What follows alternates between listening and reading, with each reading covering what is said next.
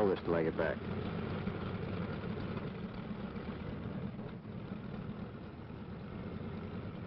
Takeoff is always rough. Thunderbolt's a heavy airplane. Besides, you've decorated it like a Christmas tree.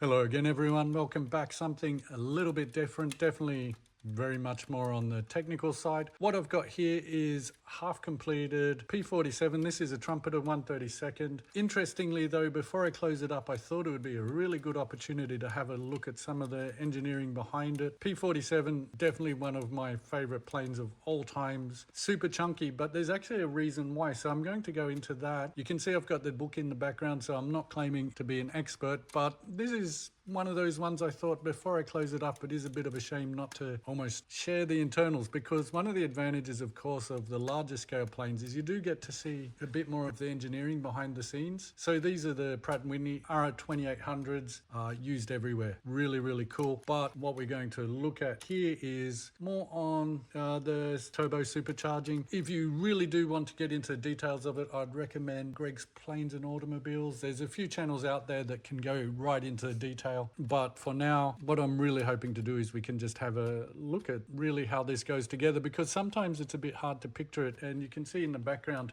even from the diagram, which is really cool, but you do have to sit and pay attention. So what I'm going to do is really give you a run through, but in the first instance, we can have a very high level look at what's happening here. The exhaust gases are coming out. They drive this turbine here. They go through essentially these pipes. I'm assuming they're aluminium. Well, actually, that's a good question. If someone knows, they're probably steel, actually, when I think about the strength side of it. But anyway, exhaust gases come out of the engine. They drive this turbine here, which then drives this impeller. We've got intakes here. This is for the cold air to come through.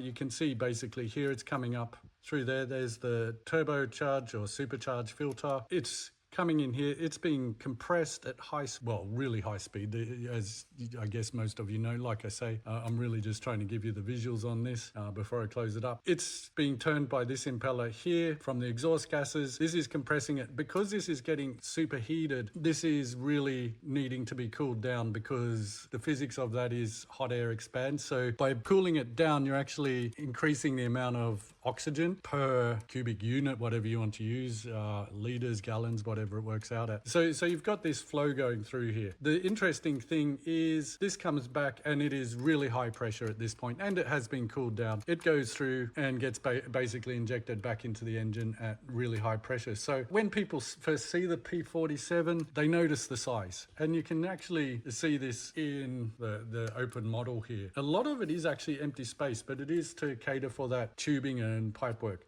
So it is a massive radial engine, thick fuselage, and a weight that made it one of the heaviest single engine fighters of World War II. So the size wasn't an accident. It was actually deliberate, as you can see here. Hidden inside this fuselage was one of the most advanced engine systems of the entire war, a turbo-supercharging system that allowed the P-47 to dominate the sky's high altitude. This is really why it was so good at that bomber escort. And incidentally, the long range, which there's been plenty of debate and argument on that for a while. But really it comes down to this engineering. So it's actually one of the most fascinating pieces of engineering in any of the fighter aircraft. Obviously, like P-51s and so on, they were more refined, I suppose, but in just sheer, what would you say, gutsy performance, P-47 was the one that really led the ground. And of course, yeah, you're getting into range and all sorts of issues. So the fundamental problem was that as you go higher, there's less oxygen in the air. The density decreases. So obviously, for fuel to burn, you need oxygen. At sea level, the air is dense, and yeah, you can go full power, no problem. But as your altitude increases, at 30,000 feet, it's about 1/3 of sea level. So effectively, normally a spirited engine would be about 1/3 as efficient at 30,000 feet. Problem is, that's where there's a lot of important stuff happening if you're over Europe in World War II. So that means the engine gets less oxygen, less combustion, less power. And power isn't just for, say, raw speed. Think about it in terms of climbing, things like that. There's a lot of reasons in combat you would want just raw power. For most aircraft engines of the early 40s, it really was a big dramatic drop in performance. Climb higher and you've got no juice at all, or no power. And you'll see this whole story. That was one of the, what would I say, combat techniques of World War II that definitely everyone did try and take advantage against each other. So climb higher, you can't breathe, not just the pilot and the crews, but the engine itself. So that was the fundamental problem. So at the time, most aircraft were using mechanical superchargers. So you'll see some of them, they've got like a chain drive at the aft side of the engine that really was doing effectively the same thing. So they're compressing the air, but the problem is it's not always, what would you say, the most efficient way to do it, because if you're driving a compressor directly off the engine shaft or the crankshaft, you're actually taking power away from the engine that you could use. Yeah, you're getting into, there's things you can do, but is it the most efficient way to do it? So the P-47, yeah, it had some really clever people behind it, rather than just using a chain which I think some of them use chains and some are direct drive. Either way, any mechanical component, you're losing efficiency and you are really just stealing energy direct from the engine. So on these R2800s, the double wasps, and you can see here I've still got a bit of painting to do, finish off the magnetos and so on. They didn't place the turbo near the engine. It was mounted at the back of the fuselage. So you can see that here. The hot gases from the exhaust, well, the engine were routed through under the cockpit here. And like I say, they were driving this turbine, and not that you can see it here, but in reality, there would have been rotor blades in there to do that compression. So they spun the turbine wheel. The turbine powered a compressor. The design of these hasn't really changed much. Really, I suppose one of the really super cool things about this is, what's this? I think P-47, 1943. That's 40 years after the Wright brothers.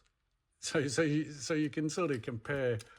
Just in 40 years, you went from Kitty Hawk to this type of stuff. Really amazing.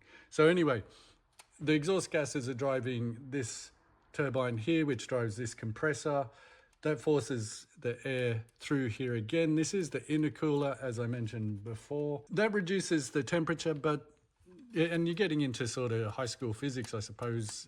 Well, as physical as you want to do, obviously, as much physics as you want. But as you cool the air, that increases the density. So effectively, when you do that, you're actually getting more oxygen back per unit volume. So effectively, the end result was that whether you're flying at sea level, 10,000 feet, 30,000 feet, it really made no great difference, because this now cooler air come through here. It just got directed straight into the carburetor on this side here, this aft side here.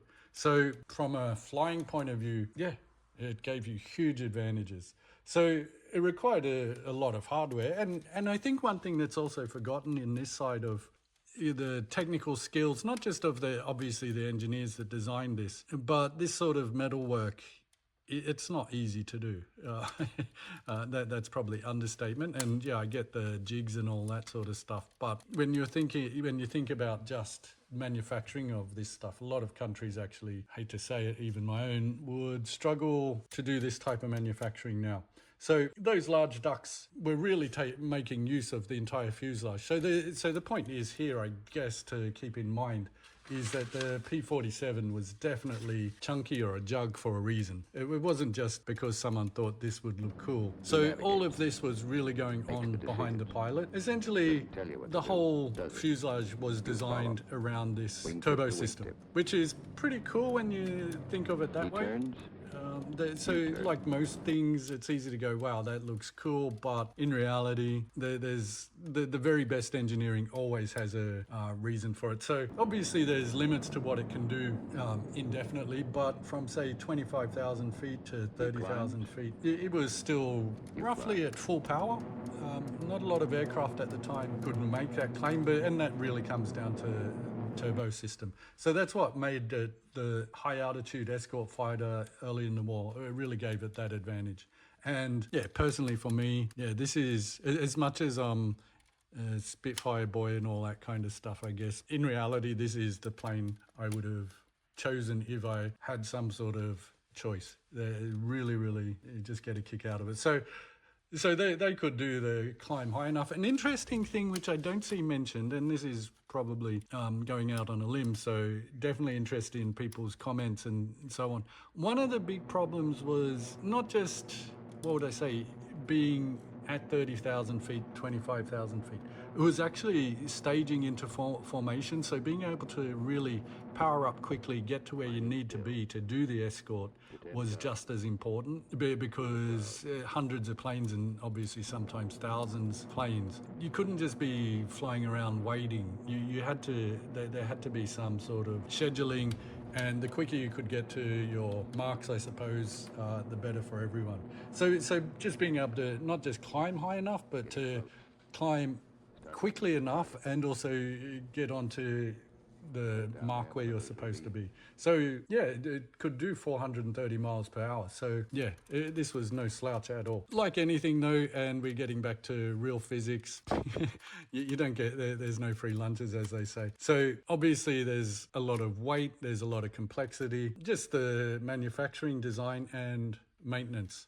So bird strike in there, which I'm sure happened, probably wouldn't have been fun cleaning up. Interestingly, the big radials could take a lot of damage, but this was all pretty heavy. Also, like I'm sure most of you know, the 50 cals on it were pretty devastating. I mean, you know, I've seen, obviously it's known for the fighter escort, but there was plenty of ground targets taken out by that. So yeah, I think it's just one of those things. I thought before I close it up, we would have a bit of a look at. It's one of those interesting ones, which I hope you're not too bored at this point, but I think everyone that does the models actually has that feeling sometimes, like, oh, once I put the glue on and close up this fuselage, it's going to be gone forever. But having said that, these larger planes, definitely you do get to see some of the engineering, and I was just hoping I could give you a look at that before I close it up. I've also hope you enjoy some of the footage I've managed to dig out, and yeah, see you in the next one, which interestingly, actually that's a dumb thing to say, interestingly, next one is this, so hopefully over the next few days or so it'll be finished. And just as a quick sneak preview, instrument panel I 3D printed myself after a bit of arguing with myself and all of that, but yeah, it's a nice little kit, and there you go, that's the internals of a P-47. Really, really cool stuff. So yeah, as usual, any questions, anything you want to add to that, anything I've screwed up, definitely let me know. Like I say, I'm not an expert. Check out Greg's Planes and Automobiles. He will go through hours and hours of superchargers and how they work and all of that. Really worth listening to. Nowhere near at that level, but I hope you've enjoyed that. And again, I think probably, if anything, like I say, not claiming to be an expert, but just, there you go. That's the inside of a P-47. Oh, one other thing, just before I finish quickly, as I'm such a P-47 fanboy, there is some really cool videos out there. One of the ones on YouTube, yeah, I'll try and find it and link it in this video, is how they essentially come flat packed into the UK. The shipping container, and basically within, I think, an afternoon or a morning, they could have it assembled and be test flying it in the afternoon. Really, really interesting. So there you go. Thank you again. Definitely hit me up in the comments. I hope you're seeing something that maybe a different angle on something that you haven't seen before specifically. The books, I should show you just quickly what it is. One of those ones, nice book for a reference.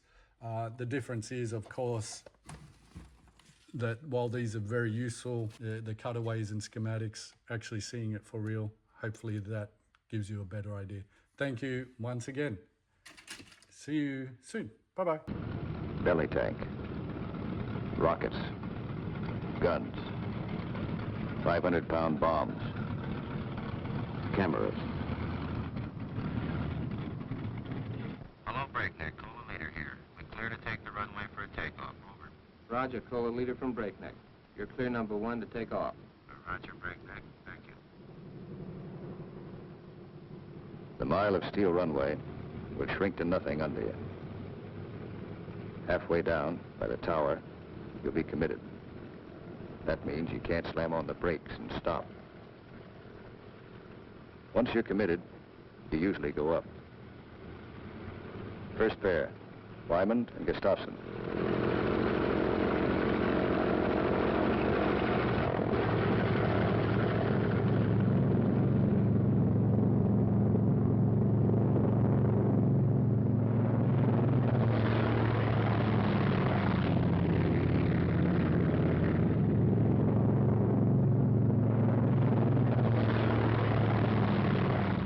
First pair off. Second pair taxis out. Goss and Burgess.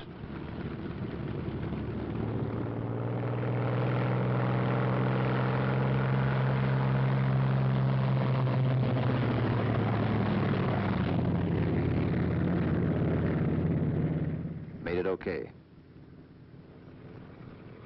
Manda and Richardson.